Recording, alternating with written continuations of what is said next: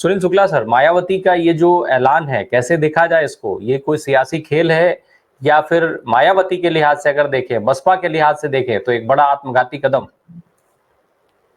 धन्यवाद राम प्रकाश जी। आपका जो दूसरा वाक्य है वो ज्यादा अर्थ रखता है कि यह बहुजन समाज पार्टी के लिए एक आत्मघाती कदम। मेरा अपना यह मानना है कि इस समय मतदाताओं, दो ही तरह के मतदाता देश में हैं। एक मतदाता हुआ है जो भारतीय जनता पार्टी का समर्थक है और एक मतदाता हुआ है जो भारतीय जनता पार्टी का विरोधी है। तीसरे किसी के लिए कोई स्थान नहीं है, मुझे दिखता नहीं। और अगर जो पिछले अन्य राज्यों के विधानसभा चुनावों को भी अगर देखा जाए या लोकसभा के उपचुनावों को भी अगर देखा जाए तो यही मतदान के यही स्थिति दिखाई पड़ती है। बहुजन समाज पार्टी आप कह रहे हैं कि 19% की पार्टी है, ऐसा नहीं है। अब आज हुआ, अगर आप विधानसभा के चुनाव को देखेंगे 2022 का, तो 12-13% पर सिमट गई है। 2014 में वो अकेले अपने बूते पे चुनाव लड़ी थी, एक सीट नहीं मिला था उसको उत्तर प्रदेश में, और बाकी राज्यों में, मध्य प्रदेश में, छत्तीसगढ़ में, हरियाणा में, राजस्थान में, पंजाब में उसका मत प्रतिशत बहुत बुरी तरह से गिरा। 2019 के चुनाव में वो समाजवादी पार्टी के साथ गठबंधन में चुनाव में उतरी, उसको लगभग 22% का मतदान हुआ। जीते हुए चुनाव की मत प्रतिशतों को आप जोड़ लेंगे तो और बेहतर मत प्रतिशत हुआ और 10 सीटें उन्होंने जीत ली। लेकिन 2022 के चुनाव में फिर विधानसभा के चुनाव में वो अकेले मैदान में गई और एक सीट के लिए लाले पड़ गए। एक सीट जो बलिया से रसड़ा विधानसभा क्षेत्र से उनकी पार्टी के उम्मीदवार उमाशंकर सिंह जीते हैं, उनको जानने वाले ये कह सकते हैं कि बहुजन समाज पार्टी की जीत नहीं है, बल्कि उमाशंकर सिंह की निजी जीत है। आज की स्थिति है कि कोई भी राजनीतिक दल अपने बूते पर एक प्रभावी तरीके से, निर्णायक तरीके से चुनाव नहीं लड़ सकता। या तो वह इंडिया दल समूह में जाए या इंडिया दल समूह में जाए, उसको यह तय करना पड़ेगा। अकेले बूते पर लड़ने की किसी की स्थिति नहीं है। कुछ राज्यों को आप छोड़ दीजिए, जैसे बीजेडी चाहे तो अपने बूते पर चुनाव लड़ लेगी, उत्तर प्रदेश, उड़ीसा में डीएमके चाह लेगा तो अपने बूते पर चुनाव लड़ लेगा। लेकिन वो स्थिति ऐसी नहीं है कि अगर वहाँ सभी लोग एक चुनाव लड़ने लगे तो कोई भारतीय जनता पार्टी का मुकाबला हो सकता है। तो अगर आप भारतीय जनता पार्टी के खिलाफ राजनीति कर रहे हैं, भारतीय जनता पार्टी को आप चुनौती देना चाहते हैं, भारतीय जनता पार्टी को अगर आप चुनाव हराना चाहते हैं, तब तो फिर आप भारतीय जनता पार्टी के खिलाफ जो राजनीतिक गठबंधन है उसके साथ आपको जाना ही होगा। अगर आप नहीं जाते हैं तो निश्चित रूप से उसमें इंडिया दल समूह का नुकसान होगा, लेकिन आप अपना भी बहुत नुकसान करेंगे। आपका मतदाता आपके साथ रहेगा नहीं। और मेरा अपना यह मानना है कि जो स्थिति बनी है, जो मायावती जी कही है, ये हो सकता है कि लोग चाहते हो कि ऐसा हो। मुझे अभी भी लगता है कि चुनाव की घोषणा के बाद स्थितियां बदलेंगी, क्योंकि आज की स्थिति यह है कि बहुजन समाज पार्टी को कोई फायदा नहीं हुआ। आप पंजाब के चुनाव देख लीजिए, पंजाब में उन्होंने पिछली बार अकाली दल के साथ समझौता किया था, क्या स्थिति हो गई? जो मत प्रतिशत था और गिर गया, सीटों के लेके लाले पड़ गए। आप है क्या कि आपका मतदाता भी कहाँ जाएगा, यह आपको देखना पड़ेगा कि वह किस दल के साथ या किस दल समूह के साथ जा सकता है।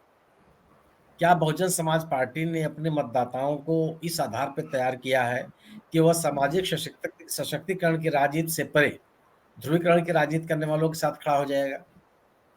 क्या बहुजन समाज पार्टी का जो मतदाता है वह आक्रामक हिंदुत्व के रास्ते पर चल पड़ेगा? क्या बहुजन समाज पार्टी का मतदाता अपने आरक्षण को या संवैधानिक सुरक्षा को दांव पे लगाने के लिए तैयार है? और अगर नहीं है, तब तो फिर आपको यह तय करना पड़ेगा कि आप कहाँ जाएंगे। और मतदाता भी आज स्थिति यह है कि वो अगर भारतीय जनता पार्टी को जिताना चाहता है तो वो भारतीय जनता पार्टी के पक्ष में है। जो उसको हराना चाहता है वो पोलराइज होना चाहता है, वह बंटना नहीं चाहता है। और जिस किसी ने भी बांटने की कोशिश की, उसको निराशा ही हाथ लगी है। चाहे आप हिमाचल का चुनाव देखिए, चाहे कर्नाटक का चुनाव देखिए, चाहे तेलंगाना का चुनाव देखिए, जो हाल के चुनाव, और पिछले दिनों जो 6 राज्यों के 7 विधानसभा क्षेत्रों के उपचुनाव भी हुए थे। मेरा अपना यह मानना है कि बहुजन समाज पार्टी को तय करना पड़ेगा। अगर वो अकेले जाती है तो राजनीतिक दल है, उनको पूरा अधिकार है बात करने का, लेकिन उनको उम्मीदवार भी मिलेंगे कि नहीं मिलेंगे सोचना पड़ेगा उनको। और स्थिति क्या बनेगी? आप मध्य प्रदेश में चुनाव लड़ी बहुजन समाज पार्टी, आप देख लीजिए, शायद कोई सीट बची हो जहाँ जमानत बची हो उनकी। छत्तीसगढ़ में आप चुनाव लड़ने गए अकेले, क्या हालत हो आप हालत हुई।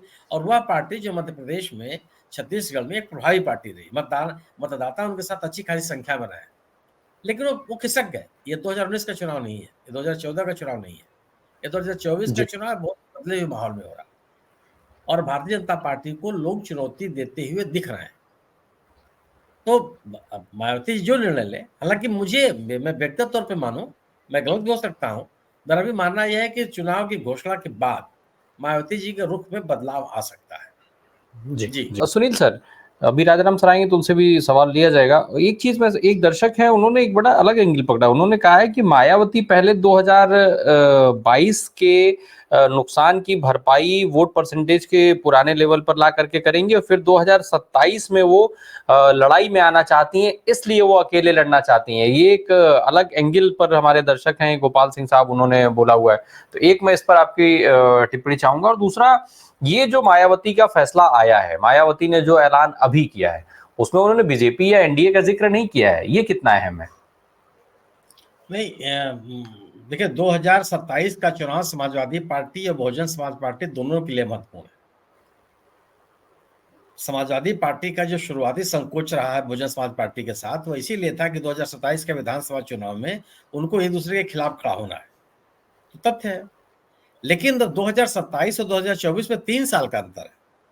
पहले 2024 में आप बचेंगे, उसके बाद तो कुछ करने लायक रहेंगे आप, वो स्थितियां तो नहीं है। यह बिल्कुल सही है कि इन दोनों दलों के सामने चुनौती है, लेकिन ये दोनों दल अगर मिल करके लड़ेंगे, अगर 2024 में भारतीय जनता पार्टी जीत करके आती है, तो 2027 का चुनाव में लड़ने लायक रहेंगे कि नहीं रहेंगे? और क्या अकेले अपने बूते पर समाजवादी पार्टी और बहुजन समाज पार्टी या कांग्रेस 2027 के विधानसभा चुनाव में अकेले लड़ने की ताकत उनके पास भारतीय जनता पार्टी से लड़ने की ताकत रहेगी कि नहीं रहेगी? अभी तो सवाल ये है, और इनके मतदाताओं के सामने भी सवाल यही है कि जिस तरह की चुनौतियां भारतीय जनता पार्टी के सरकार की ओर से लोगों के सामने खड़ी की जा रही हैं, उन चुनौतियों का समाधान किया जाए, या इनको राजनीतिक ताकत आप कैसे बटोर लेंगे? आज सबकी निगाह में यह है कि हमको 2024 का चुनाव देखना है, जिसे भारतीय जनता पार्टी को हराना है। एक बड़ा वर्ग है हराने के पक्ष में।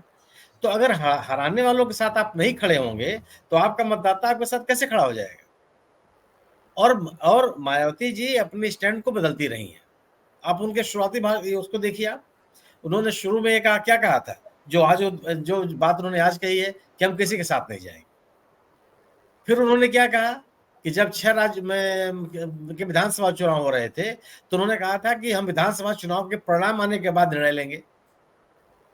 फिर उन्होंने क्या कहा, समाजवादी पार्टी पर उन्होंने टिप्पणी की थी कि आप आधारहीन टिप्पणियां किसी दल के बारे में मत कीजिए, क्या पता किसको किसकी जरूरत पड़ जाए। तो मायावती जी का ही बयान था। आज फिर उन्होंने इस बयान को दोहराया है कि अकेले चुनाव लड़ेंगे। अरे अकेले आप लड़ पाएंगे कि नहीं लड़ पाएंगे? और आपकी मंशा कुछ भी हो, क्या आपका समर्थक वर्ग भी उसी तरह से आपके साथ खड़ा रहेगा जो आप चाहते हैं? ये दिखता नहीं कम से कम। और जिस किसी भी राजनीतिक दल ने जिस किसी भी राज्य में अकेले चुनाव लड़ करके कोशिश की, तो वह अपने मतदाताओं को अपने साथ रख नहीं पाया। अगर उसका मतदाता भारतीय जनता पार्टी का समर्थक है तो बीजेपी के साथ चला गया, और अगर बीजेपी का विरोधी है तो उस पार्टी या उस गठबंधन के साथ चला गया जो बीजेपी को चुनौती दे रहा था।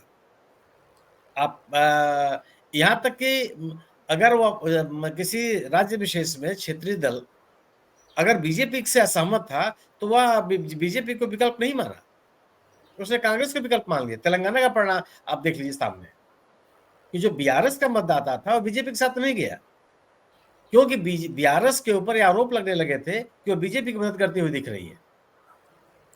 तो जो बीआरएस के लोग अगर उनको बीजेपी के साथ जाना था तो बीजेपी के साथ सीधे जाते, वो बीआरएस के साथ क्यों जाएंगे? उनका मतदाता कांग्रेस में चला गया। जो मतदाता बीजेपी से नाराज था, भी कांग्रेस में गया, उसने बीआरएस का साथ नहीं दिया, उसने भी कांग्रेस को स्वीकार कर लिया। आज कांग्रेस या कांग्रेस का साथ का गठबंधन वह बीजेपी के खिलाफ का गठबंधन है। ऐसे सभी मतदाताओं के आकर्षण का केंद्र है जो भारतीय जनता पार्टी के साथ के खिलाफ खड़ा होना चाहते हैं। इससे अलग कोई भी राजनीतिक दल कि मुझे नहीं लगता कि वो स्थिति रहेगी कि वह चुनाव जीतने के बाद छोड़ दीजिए, मुझे लगता है कि लड़ने लायक नहीं रहेगा। एक इस तरह का ध्रुवीकरण होगा। जनता भी तो कहीं न कहीं है, ये गठबंधन क्यों बन रहा है? अगर आप ऐकिक नियम से बात कीजिए तो 3-4% की पार्टी है कांग्रेस उत्तर प्रदेश में। लेकिन कांग्रेस को समाजवादी पार्टी जगह क्यों दे रही है? कि आज कांग्रेस मुख्य धारा में है और वह बीजेपी के खिलाफ की जो राजनीति है उसके केंद्र में है। अगर और मायावती जी को भी ये सोचना पड़ेगा, बाकी वो बड़ी नेता है, उनको जो भी निर्णय लें, वो राजनीतिक दल के रूप में कुछ भी निर्णय ले सकती हैं, लेकिन अगर वो निर्णय लेती हैं तो मेरी अपनी समझ है कि उनका मतदाता उनके साथ टिका नहीं रहेगा। जो जी। दलित वर्ग का जो सिविल सोसाइटी है, वो बहुत ढंग से सक्रिय है। वह ऐसा नहीं है कि मायावती जी के साथ ही खड़ा रहेगा अगर वो बीजेपी के खिलाफ नहीं जाती हैं। आप सोचिए ना कि मायावती जी कोई बीजेपी के साथ गठबंधन नहीं किए हैं, लेकिन उनके राजनीतिक आचरण बीजेपी के नजदीक दिखाई पड़ते हैं। परिणाम क्या हुआ कि उनका मतदाता उनको छोड़ के चला गया, बड़ी संख्या में छोड़ के चला गया। स्थितियां यह है, 2027 का चुनाव निश्चित रूप से महत्वपूर्ण है, जो हमारे दर्शक कर रहे हैं इससे कोई इनकार नहीं कर सकता, लेकिन उसके पहले 2024 का चुनाव है। इस साल का जो चुनाव है वो ज्यादा महत्वपूर्ण है लोगों के लिए में कि आखिर बीजेपी को चुनौती कैसे दी जाए। जो बीजेपी के खिलाफ, बीजेपी के समर्थक भी हैं, अच्छे खासे समर्थक हैं, और मेरा अपना ये मानना है कि किसी दल विशेष के समर्थकों की अगर बात की जाए तो सर्वाधिक समर्थक बीजेपी के पास है, प्रतिबद्ध है, लेकिन उनके खिलाफ कुछ मतदाताओं की संख्या उनके प्रतिबद्ध मतदाताओं से ज्यादा।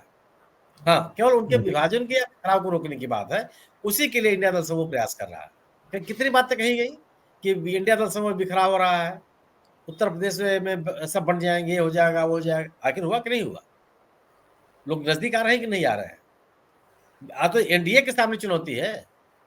एनडीए महाराष्ट्र में फैसला नहीं कर पा रहा है, बिहार में फैसला नहीं कर पा रहा। 195 सीटें डिक्लेयर किया बीजेपी ने, उसको 20 उम्मीदवार मिल गया केरल में घोषित करने के लिए, जहां उसकी कोई ताकत नहीं है। बिहार में एक कैंडिडेट नहीं मिला अभी तक कि घोषणा कर दे। ये केवल आपसे संघर्ष नहीं बताते हैं क्या? तो ये हालात है इस समय। बीजेपी के खिलाफ के क्या गठबंधन, वह इंडिया दल समूह ही है। इससे अलग रह करके कोई भी राजनीतिक दल भारतीय जनता पार्टी के खिलाफ की राजनीति नहीं कर सकता, उसका मतदाता उसके साथ खड़ा नहीं होगा। सुनील सर, मैं आज अभी मायावती से थोड़ा सा अलग, मायावती के टॉपिक से थोड़ा अलग, कांग्रेस की एक सूची आई है, उस सूची में पहले उम्मीद की जा रही थी कि और सारे नाम रहेंगे, हालांकि उसमें उत्तर प्रदेश के नाम नहीं शामिल किए गए। लेकिन सर, रायबरेली और अमेठी को लेकर के चर्चाएं लगातार बनी हुई हैं। समझना मैं ये चाहता हूं कि क्या गांधी परिवार को लेकर के जो चर्चा है, एक तो राहुल गांधी के अमेठी से चुनाव लड़ने की लेकर के संभावनाओं पर एक बड़ा सवाल है कि वो चुनाव लड़ेंगे कि नहीं लड़ेंगे। दूसरा, सोनिया गांधी की रायबरेली सीट छोड़ देने के बाद प्रियंका गांधी की चर्चा चल रही थी, अब ऑलमोस्ट उस पर भी विराम लग गया है। कहा यह जा रहा है कि प्रियंका गांधी चुनाव ही नहीं लड़ेंगी। तो ऐसे में गांधी परिवार क्या अब उत्तर प्रदेश से जो एक पुराना संबंध रहा है, क्या वो खत्म हो जाएगा? ये इसको कैसे देखते हैं आप, खास करके कांग्रेस के लिहाज से कितना इंपॉर्टेंट होगा अगर गांधी परिवार के लोग यहाँ चुनाव नहीं लड़ते हैं? और दूसरा कि क्या कांग्रेस को इससे डैमेज नहीं होगा, कम से कम यूपी में? अगर कांग्रेस के बड़े नेता उत्तर प्रदेश में चुनाव नहीं लड़ते हैं तो इंडिया दल समूह को ही नुकसान होगा। आप अपने कार्यकर्ताओं को, अपने साथ जुड़ने वाले लोगों को बहुत उत्साहित नहीं कर पाएंगे। लेकिन मेरा अपना मानना यह है कि राहुल गांधी अमेठी से चुनाव लड़ेंगे, इसकी घोषणा जब भी हो, लेकिन वो चुनाव लड़ेंगे। और यह इस आधार पर भी मैं कह सकता हूं कि राहुल गांधी के लोग अमेठी में सक्रिय हो गए। आज ही नहीं सक्रिय हैं, पिछले कई अच्छे खासे दौर से वो लोग कई महीनों से सक्रिय हैं वहां। तो मुझे नहीं लगता। और दूसरी चीज कि मैं निजी तौर पे यह मानता हूं कि राहुल गांधी कोई अमेठी में बहुत अलोकप्रिय नहीं है। पिछला लोकसभा का चुनाव 2019 का चुनाव केवल 50,000 वोटों से हारा था राहुल गांधी ने। वह कोई बहुत अलोकप्रियता का प्रमाण नहीं है, बल्कि उससे ज्यादा आज स्मृति ईरानी जी के प्रति वो चुनौती बन गई है। तो मेरी अपनी समझ है कि राहुल गांधी को चुनाव लड़ना चाहिए, और ये पार्टी को भी, हमारे ख्याल से कांग्रेस पार्टी को और इंडिया दल समूह को ही पता होगा कि अपने कार्यकर्ताओं को, अपने समर्थकों को सक्रिय रखने के लिए बड़े नेताओं को यहां चुनाव लड़ना पड़ेगा। दूसरी चीज की रायबरेली की सीट भी मुझे नहीं लगता कि कांग्रेस परिवार जो है उसको छोड़ेगा, क्योंकि रायबरेली सीट परंपरागत रूप से इस परिवार के साथ रही है और हमेशा साथ रही है। बीजेपी कोई मजबूत उम्मीदवार भी आज तक नहीं तैयार कर पाया हुआ कि कोई एक ऐसा बड़ा नाम हो जाए जो कांग्रेस के नेता को चुनौती दे सके।